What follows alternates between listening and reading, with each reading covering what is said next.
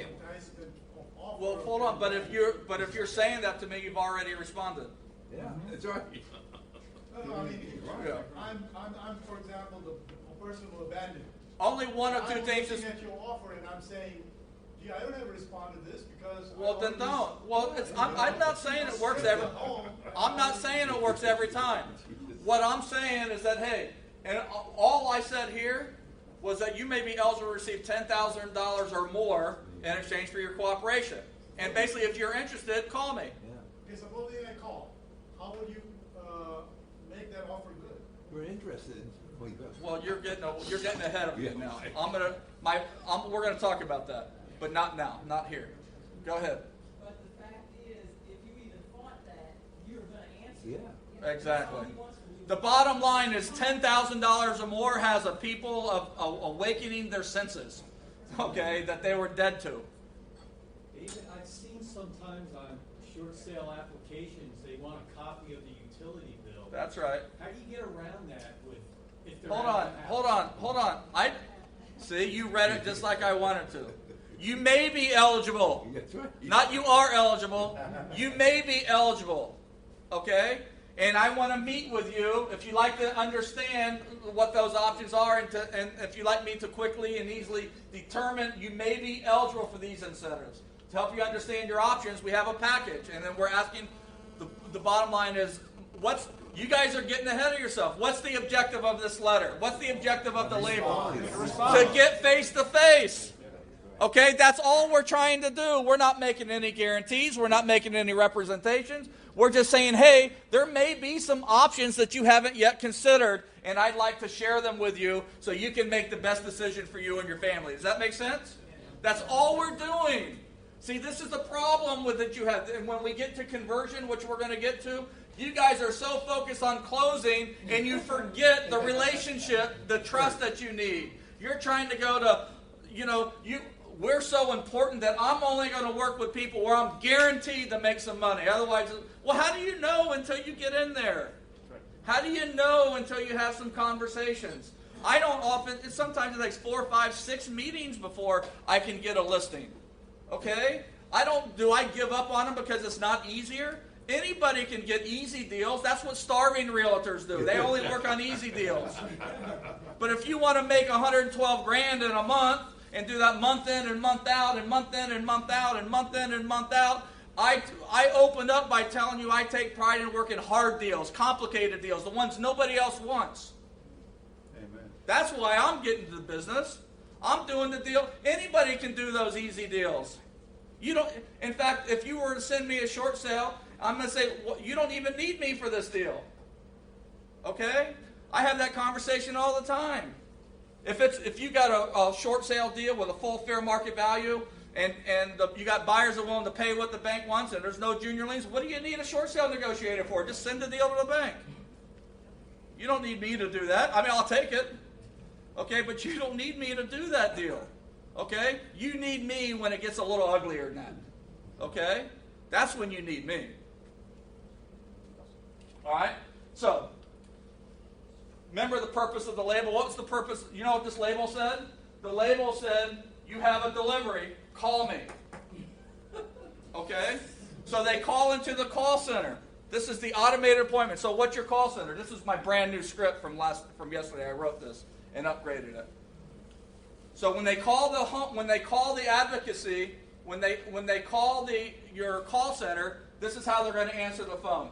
They're going to gather some information, and then we're going to say, you have a delivery from a homeowner advocacy group with information about getting your loan modified or other foreclosure avoidance options. The package must be delivered directly to the homeowner and cannot be left at the door. The package can be delivered and the dates and times. Which date time works best for you? Thank you. The package will be delivered within 2 hours of whatever the date and time is. Would you like to receive our alternatives to foreclosure flyer with your appointment confirmation? Okay? Great. What's your email address? Okay? And thank you. You'll receive the confirmation shortly. Okay? Brand new as of yesterday. All right? So this is what our new call center. Now, listen, will everybody give us an appointment? No. But now when they agree, and let me just tell you, 75% will readily agree to it. If they call the center, we know that 1 out of 4 will decline and 3 out of 4 will schedule an appointment. So if I go out and put 20 labels out, I'm going to get 2 to 5, 2 to 6 calls, and 75% of them are going to make an appointment. That's as opposed to 1% of people on mailing and other things are going to call you, and then who knows how low the percentage is to get. I don't even know. All right, so the bottom line is if your objective is to get face-to-face with people, there is no system, no technique, no strategy that is going to get you better results than this one. People will call the number, not everybody, but people will call. We know about approximately 20%. And I can tell you, this is what I can tell you. The more blue-collar the neighborhood, the better the response rate. Okay? So when you start getting up into the $1 million, $800,000 ranges, we find the response rate goes way down. Remember I told you the sophistication of this market? Okay? The bluer the neighborhood, the bluer collar of the neighborhood, and I'm not disparaging blue collar versus white collar, I'm just giving you the data as I understand it. The more blue collar the neighborhood, the better the response rate. So if I go to Simi Valley, which is one of our areas, I have a tendency, our response rate is about 20%. Now, I live in Thousand Oaks, Westlake Village, so when I go to Thousand Oaks, Westlake Village, our response rate is 5 to 10%. The same label, same technique. Why is that? The higher the demographic, okay, the more likely it is that they have a relationship, a lawyer, an accountant, a real estate agent, a mortgage broker, some professional who they already have a previous personal relationship with that's helping them out. Okay? They have a tendency to already be lawyered up or to be taking some sort of evasive action because they have the resources to do that. Or the relationships to do that. Does that make sense? Yeah. That's the only thing that I can figure out how to do. So if I can give you... Now, does that mean you shouldn't do those? No, I still do those because I'm going to make 3 times as much money when I get one of those. So I don't need the same response rate. Okay? So it just, again, depends on your strategy. There are a lot of people in this room that are more interested in fewer, more profitable transactions. I just want to do every transaction. I don't, I take the $1,000 deals and the $50,000 deals. I just want to do deals. Let's see what I told you earlier. I just want to get the deal closed and the money will flow freely to me. Okay? And all I got to do is keep doing a good job. Do the best job I can do on every single deal. Not count the money. The money will come when the money comes. Okay? When I focus on the money, I make none. When I focus on the result, when I focus on the deal, when I show up with a heart of service, when I do the best I can, money flows freely to me. And I bet that law will apply to you too. Okay?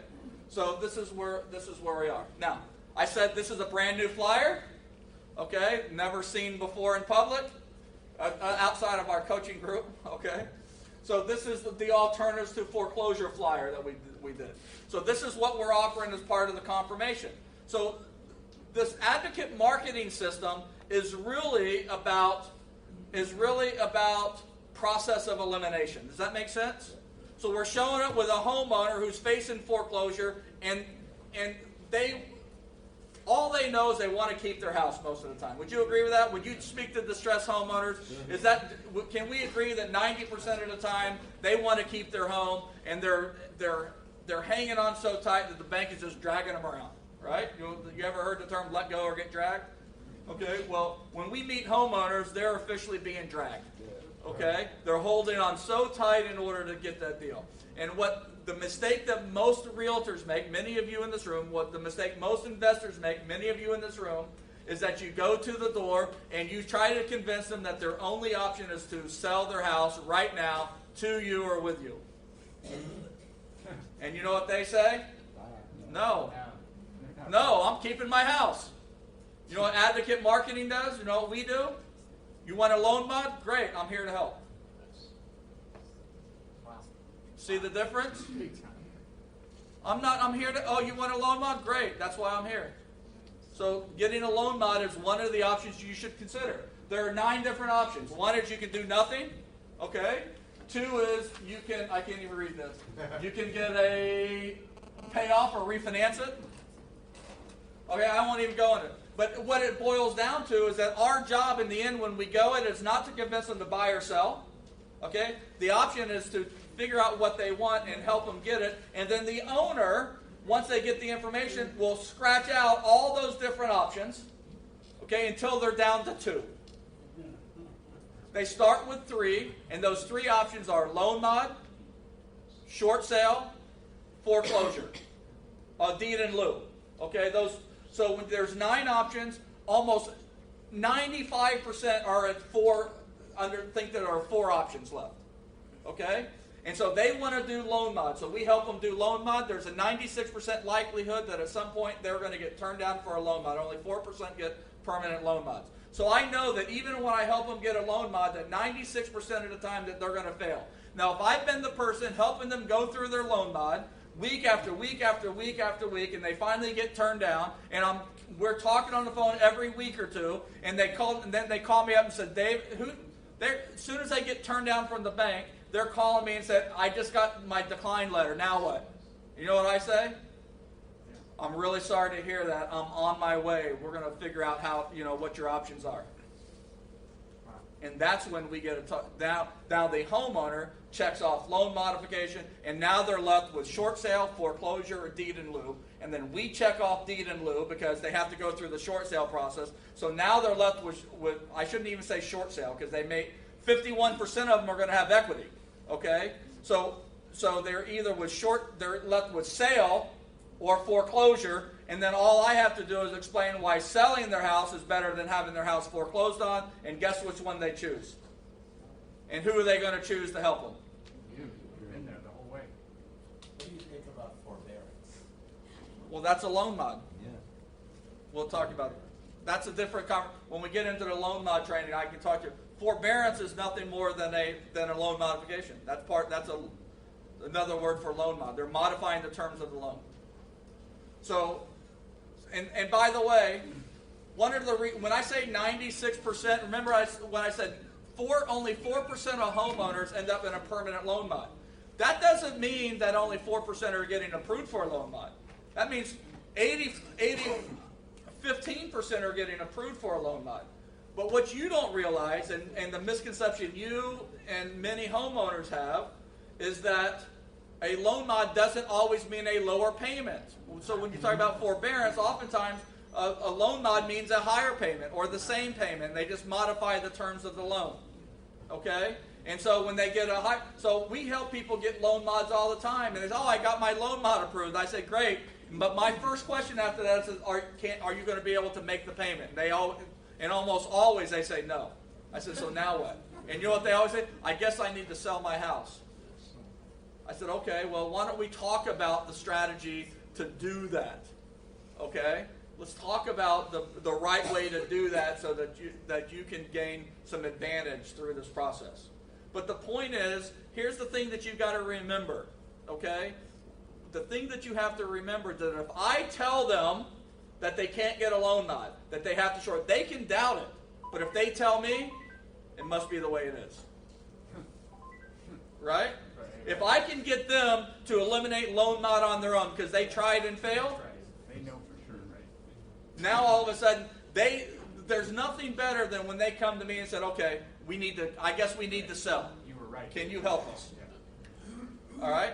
So that's how it works. So, where are we? So we put the label out, we sent the letter, they called the call center, they made the appointment. Now you're going to confirm. All right? So there are 3 rules of thumb with confirming.